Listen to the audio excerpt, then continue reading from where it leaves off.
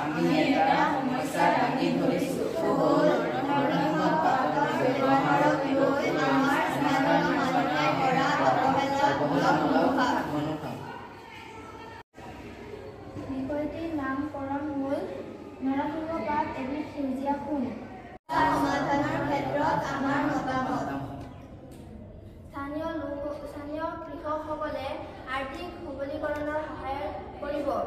২ number, বনক্ষণ কৃষিৰ প্ৰসাৰ ঘটোৱাত সহায় কৰে। ৩ নম্বৰ, স্থানীয় কৃষি স্থানীয় ব্যৱহাৰক উৎসাহিত কৰিব লাগিব।